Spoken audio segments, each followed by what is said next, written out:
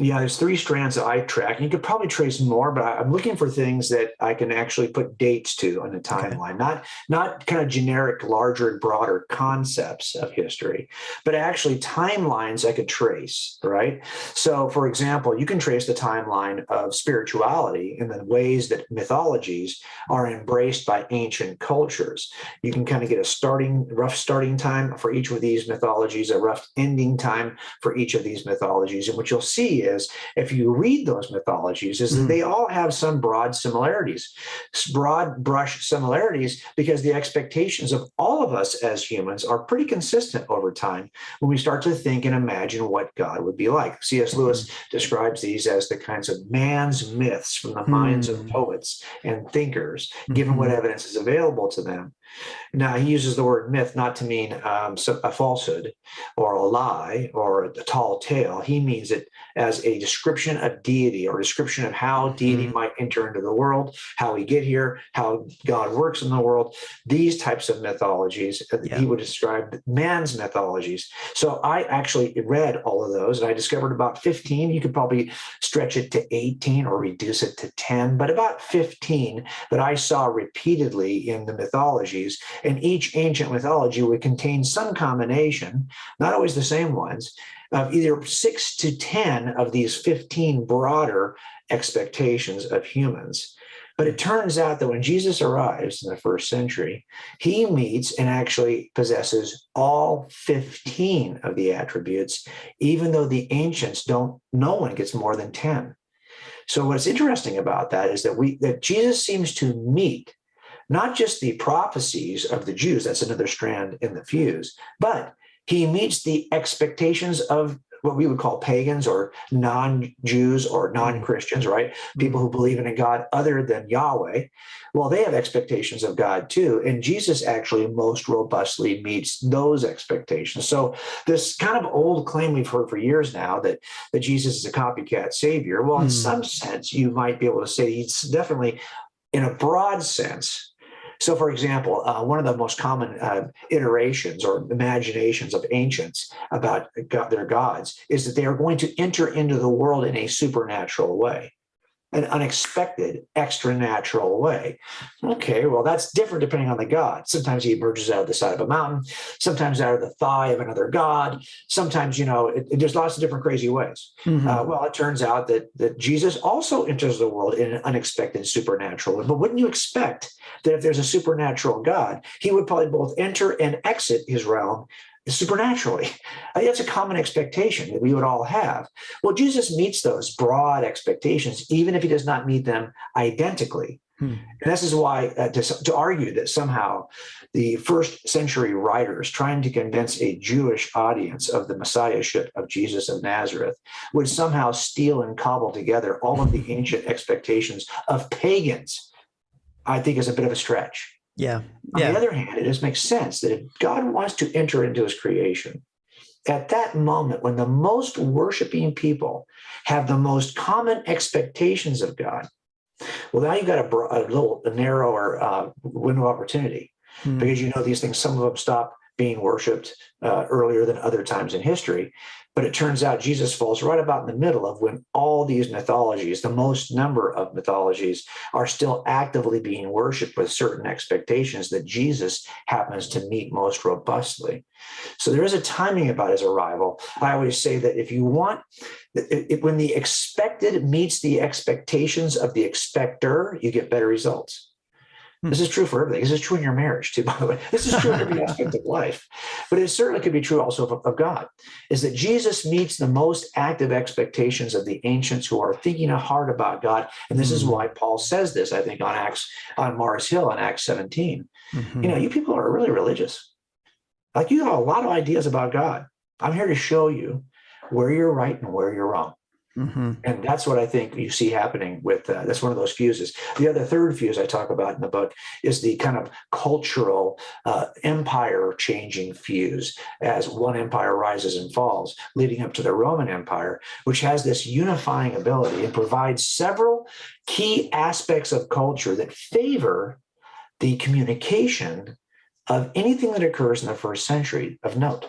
Hmm. You'll have roads in place. You'll have postal services in place. You'll have Hmm. transportation devices in place. You'll have a 200-year period of peace. You'll have a certain amount of religious tolerance that at least allows for the initiation of any structure to start. So there's some things that are in place from the perspective of culture that also give you a window of opportunity during the Pax Romana, that 200-year period of peace, which, by the way, helped because the roads that Paul was walking on to express the truth about Jesus were not available to him 200 years earlier.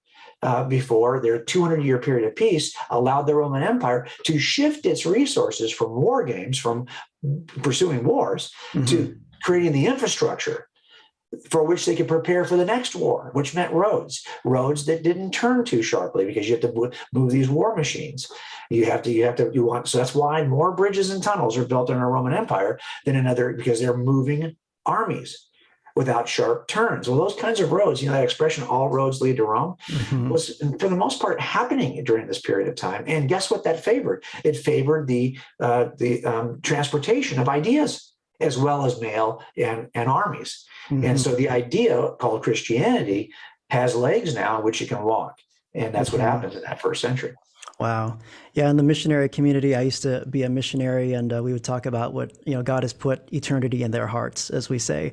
And that's just what you're talking about. And some of these pagan mythologies and parallels, there's so much parallelomania that goes on. It's like in a very broad way, maybe, but there's no way that the stories of these other pagan deities was copied to make Jesus' story. Paganism would not make Christianity more interesting or fun for Jewish people. Exactly. But can you imagine then that the characteristics described by Matthew to a largely Jewish audience? Who uses more prophecy than Matthew in trying to make his case to his audience? And that's the audience that you expect then. I'm going to cobble together. You should recognize stories from Attis and from Heracles. And really, now it turns out many of these systems actually ended up bending and shaping themselves after Jesus in the first, second, third, fourth century before they vanished off the map. So like Attis and Heracles and Mithras, many of these that no longer are being worshipped do adapt in some way. They are either modified, merged, or mention Jesus in some way. And that's part of the fallout we see. The fallout even affects other non-Christian religious worldviews. So I think that, and again, and in the end, we have to ask ourselves, if you were to overlap, I do this in one of the chapters of the book. And I think when I first did this as a new investigator of these notions, like 25 years ago, when I first became a Christian, I always say I would have had people ask me, so which did you do first? I wrote a book called Cold Case Christianity. That looks at everything in the New Testament. This book does just the opposite. It looks at everything outside the New Testament. So the question is, people ask, well, so which one of these did you do first? Well, to be honest, it was a terribly confusing and messy period of my life in which this is true of all investigations, by the way. You might think, okay, I'm on my path. I've got a timeline. And then someone calls and says, hey, so-and-so is in town.